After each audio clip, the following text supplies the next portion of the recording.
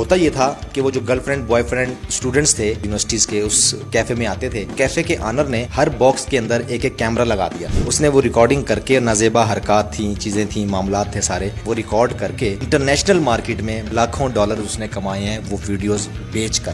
خطرناک بات یہ ہے جو لڑکیاں بلیک میل ہوئی ہیں اس حد تک ہوئی تھی کہ 11 لڑکیوں نے خودکشیاں کی ہیں، 4 لڑکوں نے خودکشیاں کی ہیں، اور اسی طریقے سے بے شمار لڑکیاں اور بے شمار لڑکے گھروں سے بھاگ گئے. بسم اللہ الرحمن الرحیم. آپ دیکھ میں اس بار انیب ظہیر کامران خان میرے ساتھ موجود ہے، انویسٹیگیٹو جرنلزم کرتے ہیں.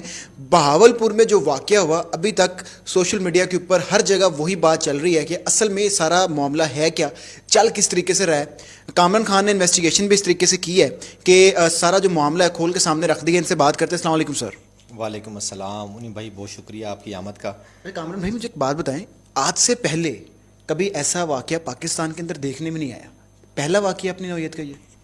دیکھیں، ایک بہت پرانی بات ہے، شاید آپ پیدا بھی نہ ہوئے ہیں. 90s کے لاسٹ میں 99-98 کی بات ہے. ایک پنڈی اسکینڈل کے نام سے بہت وائرل ہونے والا ایک ایسا واقعہ تھا کہ نیٹ کیفے تھا پنڈی میں، اور اسکول کالجز کے کچھ اسٹوڈنٹس تھے، کپل کی شکل میں گرل فرینڈ بوائے فرینڈ کے ساتھ وہاں پر آتے تھے. تو اس زمانے میں کنسیپٹ نہیں تھا اس طرح کے ٹیلی ویژن کا، اور کنسیپٹ نہیں تھا انٹرنیٹ کا، کمپیوٹر کا، اور جو ہڈن کیمراز کا کوئی بھی کنسیپٹ نہیں تھا کہ ممکنہ طور پر ہم اس کے اندر ہماری ویڈیو کیچ ہو سکتی ہے. ہوتا یہ تھا کہ وہ جو girl friend boy friend students تھے کالجز کے، یونیورسٹیز کے اس کیفے میں آتے تھے، تو کیفے کے آنر نے ہر باکس کے اندر ایک ایک کیمرہ لگا دیا تھا. اس کے بعد ممکنہ طور پر وہ یہ تھا چیزیں ہم نے بھی دیکھا ہے، وہ اتنا وائرل ہوا، اس کے بارے میں ابھی تفصیلات بتاتا ہوں. اس نے وہ ریکارڈنگ کر کے، نازیبا حرکات تھیں، چیزیں تھیں، معاملات تھے سارے، وہ ریکارڈ کر کے 2-4 سال کے بعد 2003-4 کی یہ بات ہے جب اس نے پنڈی اسکینڈل کو وائرل کیا. حالانکہ سوشل میڈیا کا دور نہیں تھا، ٹیلی ویژن اس طرح سے اتنا عام نہیں ہوا تھا، صرف پی ٹی وی چلتا تھا. اس کے باوجود بھی انٹرنیشنل مارکیٹ میں معلوم یہ ہوا جب خبریں آئیں کہ لاکھوں ڈالر اس نے کمائے ہیں وہ ویڈیوز بیچ کر. اس کے بعد جو خطرناک بات یہ ہے کہ 11 لڑکیوں نے، آج بھی گوگل پر سٹیٹس آپ موجود ہیں، دیکھ سکتے ہیں، وہ ویڈیوز بھی آپ کو مل جائیں گی پنڈی اسکینڈل کے نام سے.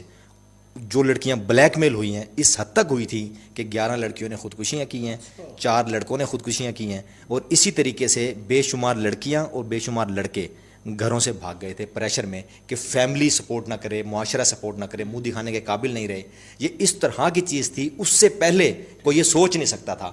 اب جو آپ کا سوال ہے پنڈی اسکینڈل کا اس اسکینڈل کے ساتھ کیا تعلق ہے؟ آپ نے یہ سوال کیا نا کہ اس سے پہلے ایسا کچھ ہوا، تو میرے دوست پنڈی، یہ جو اسلامی یونیورسٹی بہاولپور اسکینڈل سے پہلے تو بے شمار چیزیں ایسی ہو چکی ہیں. اسلامی یونیورسٹی بہاولپور تو کل کا واقعہ ہے، یہ جو پچھلے 20-22-25 سال ہیں یہ ہر جگہ ایسا ہو رہا ہے. یونیورسٹیز ہماری روٹین وائز ایسا ہو رہا ہے. پنجاب یونیورسٹی ہو، بہاؤالدین ذکریہ یونیورسٹی ہو، خواجہ فرید یونیورسٹی ہو، فیصل آباد یونیورسٹی ہو، جب یہ جو ہماری اسلامی یونیورسٹی بہاولپور اٹ سیلف یہ خود کیوں نہ ہو. اس کی وجہ یہ ہے میرے بھائی کہ سیمسٹر سسٹم میں اوپر خدا ہے، نیچے ٹیچر ہے. یعنی جس طریقے سے وہ جو اختیارات ہوتے ہیں، نعوذ باللہ ایک چھوٹا سا خدا ہوتا ہے ٹیچر، پیپر وہی بنا رہا ہے، پیپر چیک وہی کر رہا ہے، وہی ٹیچر جو پیپر بناتا ہے، جو چیک کرتا ہے، وہی نمبر دے رہا ہے، وہی ٹیچر بچوں کے مستقبل کا فیصلہ کر رہا ہے، وہی ٹیچر پاس کرے گا، وہی ٹیچر فیل کرے گا. اب یہ اس ٹیچر کے ظرف پہ ہے، کیا وہ میرٹ پہ کام کرتا ہے؟ اگر وہ انسان ہے، اگر وہ فرشتہ صفت انسان ہے تو بہت اچھی بات ہے. ممکنہ طور پر وہ ٹیچر کرپٹ بھی ہو سکتا ہے.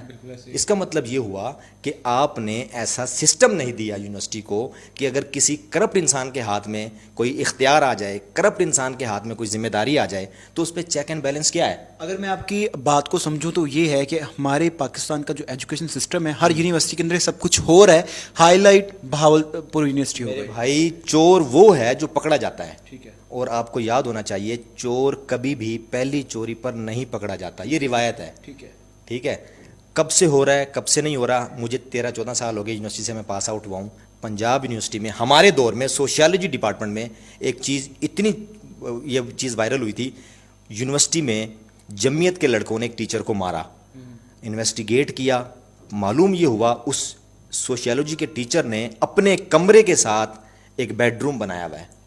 وہ لڑکیوں کو لے آتا ہے، معاملات اس کے چل رہے ہیں، وقت کے ساتھ کچھ چیزیں لیک ہوئی، معاملات سامنے آئے، تو جمعیت نہ ہوتی تو بڑے معاملات خراب ہو سکتے تھے. یعنی یہ 13 سال پہلے کی بات ہے. وہ کیا کرتا تھا کمرے کے ساتھ بیڈ روم ہے, بیڈ روم میں لڑکیوں کو بلاتا تھا اور وہ نازیبہ حالت میں رنگے ہاتھوں جمعیت کے لڑکوں نے اس کو پکڑا تھا. یہ چیز اخبار میں بھی چلی, انٹرنیشنل میڈیا نے بھی اس کو اٹھایا تھا. یہ اس زمانے کی بات کر رہا ہوں, یہ ایک بات ہے 13 سال پہلے کی. اس طریقے سے بے شمار چیزیں تھیں. ہمیں پتہ چل جاتا کہ یار ٹیچر کرپٹ ہے, لیکن نہ ہماری اس سے لینا نہ دینا نہ بات. ہم نے اپنا پڑھنا ہے, ہم نے آگے جانا ہے, ہم نے آگے نکلنا ہے. والی وارث کوئی نہیں بن رہا. طارق بشیر چیمہ کا نام آیا, والی وارث نہیں بن رہے. وی سی والی وارث نہیں بنا. جے آئی ٹی بنے گی, اس کے اندر کچھ نہیں نکلے گا. اینڈ پہ ہوگا کیا؟ 1000 بچیاں جن کے ماں باپ نے بہاولپور یونیورسٹی سے بچیوں کو کھینچ کے گھر بٹھا لیا ہے. کس طرف سے سارا معاملہ جا رہا ہے؟ 3-4 چیزیں سوال میں. سب سے پہلے تو والی وارث کوئی کیوں بنے گا؟ والی وارث بنتے ہیں کامیابی کے. کامیابی کے رشتہ دار بھی پیدا ہو جاتے ہیں, کامیابی کے دوستیاں بھی آ جاتی ہیں. جو ناکامی ہوتی ہے سب اسے جان چھڑاتے ہیں, اور یہ تو ہے اسکینڈل. اور اسکینڈل اتنا خوفناک جس میں لڑکیوں کی نازیبہ ویڈیوز ملوث ہیں. تو والی وارث کیوں بنیں گے؟ کیوں؟ ہمارا انصاف کا نظام ہے کھوکھلا. ہمارا انصاف کا نظام ہے, to be very straightforward, انصاف کا نظام ہے لنگڑا لولا. ٹھیک ہے, ہر چیز مینج ہوتی ہے. اب جس طرح آپ کہتے ہیں کہ یار ثبوت کیا ہے, ثبوت کیا نہیں ہے. طارق بشیر چیمہ نے کل پریس کانفرنس کی ہے. اگر ثبوت ہے تو میرے بیٹے کے سامنے لائیں, ساری دنیا کے سامنے لائیں. میں یہ کہتا ہوں وہ سچا ہو سکتا ہے, لیکن شکلیں بدل سکتی ہیں, نام بدل سکتے ہیں. چیمے کے بجائے وڑائچ کوئی ہوگا, وڑائچ کے بجائے لنڈ برادرز میں سے کوئی ہوگا, کوئی چودھری ہوگا, کوئی خان ہوگا, کوئی پٹھان ہوگا, کوئی راجپوت ہوگا. نام فرق ہو سکتے ہیں, چہرے فرق ہو سکتے ہیں, لیکن کردار موجود ہیں. اگر میں چیمے کی بات مان لوں تو کیا جو جعفر شاہ ہے سیکورٹی انچارج, وہ سچا ہو جائے گا؟ وہ تو موجود رہے گا. جعفر شاہ کی جو پوری نیچے اس نے ہرارکی بنا رکھی تھے, کلیریکل سٹاف ساتھ ملایا ہوا ہے, 15 اسٹوڈنٹ ساتھ ملائے ہوئے ہیں, 15 پروفیسر ساتھ ملائے ہوئے ہیں جو پکڑے گئے ہیں, جو نومینیٹ ہیں, ایف آئی آر جن پہ کٹ چکی ہے. تو کیا وہ سارے سچے ہو جائیں گے؟ بات سمجھیں. کیا کیا محرکات ایسے ہوتے ہیں یونیورسٹی کے اندر جہاں جو بچیاں ہیں وہ ٹریپ ہو جاتی ہیں؟ قصوروار ہم کس کو ٹھہرائیں, استاذہ کو ٹھہرائیں یا پھر ان بچیوں کو ٹھہرائیں کہ جو ٹریپ ہو جاتی ہیں؟ دیکھیں بھائی, یہ سوشیالوجی ہے, میتھمیٹیکل فارمولا نہیں لگے گا. میتھمیٹیکل فارمولا ہوتا ہے 2 + 2 4. اب جس طرح آپ نے سوال کیا, اس کے سیاق اور سباق ہوتے ہیں, کچھ عناصر ہوتے ہیں, کچھ محرکات ہوتے ہیں. وہ علیحدہ علیحدہ چیزیں سمجھنے کی ضرورت ہوتی ہے, بعد میں پھر انٹر لنکڈ ہوتے ہیں. مثال کے طور پہ یہ جو لڑکیوں کا معاملہ ہے نا یونیورسٹیز میں, کسی بھی یونیورسٹی میں 3 چیزیں ہیں اس کی. سب سے پہلے لڑکی بلیک میل ہوتی ہے. دوسرے نمبر والی کیٹیگری ہے لڑکی کمپرومائز ہوتی ہے. تیسری کیٹیگری ہوتی ہے لڑکی شوقیہ یہ کام کرتی ہے, اس کی روٹین ہے. کیوں؟ اس کو پیسہ آنے لگ گیا, اس کے تعلقات بن گئے, اس کی لائف میں لگژری شامل ہو گئی ہے, موبائل اچھا ہو گیا ہے, گاڑی پہ گھومنا پھرنا ہے, دوسروں کے پیسوں سے وہ کھا پی رہی ہے. یہ تیسری کیٹیگری ہے.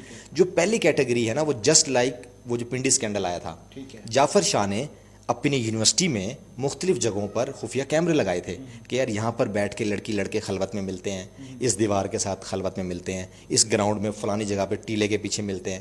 تو اس نے سیٹنگ بنا کے پلان کر کے خفیہ کیمرے لگوائے, اور سب کو پتا تھا جو اس کے اندر ہرارکی شامل ہے. اور وہ لڑکی چاہے وہ پردہ کرتی ہے, نقاب کرتی ہے, عبایا لیتی ہے, یا سادی شلوار قمیض پہنتی ہے, جینز شرٹس میں آتی ہے, یہ ان کا اپنا میٹر ہے.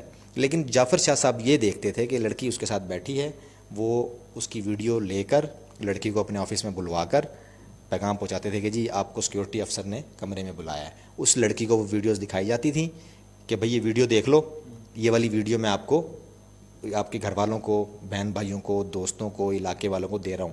یعنی کہ بلیک میل شروع کرتا تھا.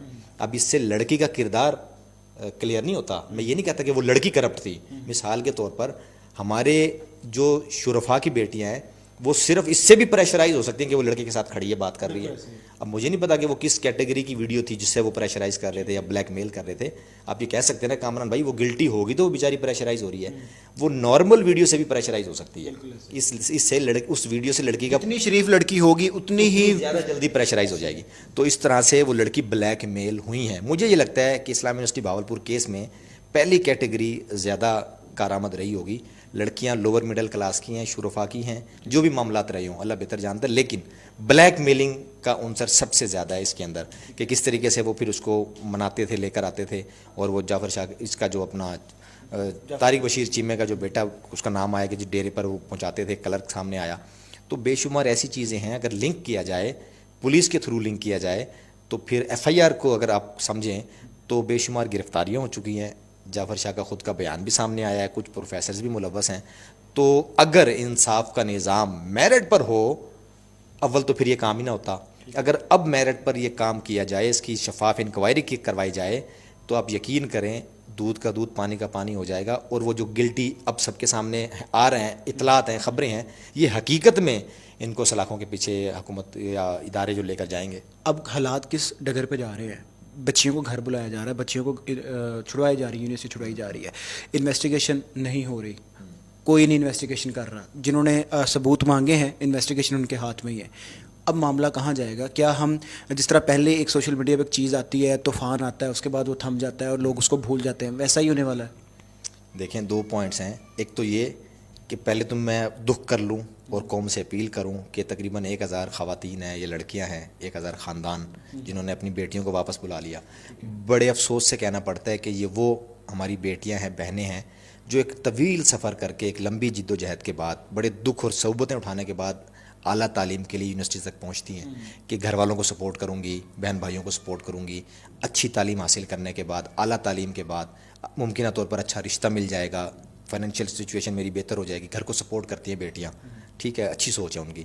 لیکن اگر آپ گھر میں ان کو بٹھا لیں گے، ان کو پریشرائز ہو جائیں گے، یا ماحول کو دیکھ کر آپ، چاہے ماحول کرپٹ ہی کیوں نہ ہو، جعفر شاہ جیسے کردار موجود ہیں، بھائیوں کو ڈر لگتا ہے، والدین کو ڈر لگتا ہے ہماری بیٹی کے ساتھ یہ حادثہ نہ ہو جائے، تو خدا را ڈرنے کی ضرورت نہیں ہے۔ بچوں کو میچور کریں، لڑکیوں کو سپورٹ کریں، لڑکیوں کو بہادر بنائیں، اگر وہ یونیورسٹی تک پہنچی ہیں ان کی مائنڈ میکنگ کریں، ان کو فریش مائنڈ کے ساتھ دوبارہ یونیورسٹی بھیجیں، میچور کریں کہ بیٹا آپ صرف پڑھائی کریں۔ ہاسٹلز میں رہنے والی لڑکیاں ٹیچرز کے ساتھ رابطے میں رہیں، پیرنٹس کے ساتھ رابطے میں رہیں، بھائی بہن اپنی بہنوں کے ساتھ رابطے میں رہیں، یعنی کہ اس کا ایک اچھا لائزون بنے تاکہ بیٹیاں آپ سے سچ بھی بولیں، آپ سے ڈریں بھی نہ، اور جس کام کے لیے وہ ہاسٹل میں یا یونیورسٹی میں گئی ہیں وہ اچھا ہو۔ اب دوسرا سوال جو آپ نے کیا کہ ہوگا کیا، دیکھیں تو سراسر انصاف دینے والے ادارے، انصاف نافذ کرنے والے جو ادارے ہیں، عدلیہ ہیں، یہ ان کا کام ہے۔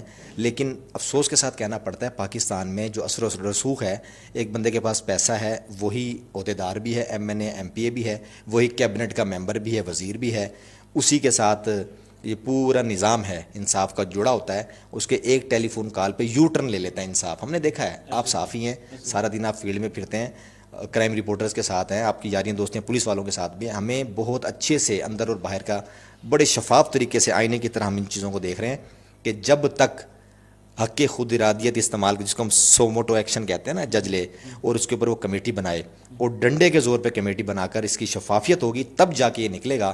ادروائز اس سے پہلے بے شمار چیزیں ایسی آئی ہیں، اسکینڈل کو چھوڑیں، ہر روز آپ نہیں سنتے چھوٹی بچی کے ساتھ ریپ ہو گیا ہے، ہر روز آپ نہیں سنتے فلانے بچے کے ساتھ قاری صاحب نے ریپ کر دیا ہے، ہر روز آپ یہ خبریں نہیں آتی، میڈیا کے لوگ ہیں آپ کہ جی جنسی زیادتی کا شکار کر دیا ہے نوکرانی فلانی، کہاں ہیں وہ سارے؟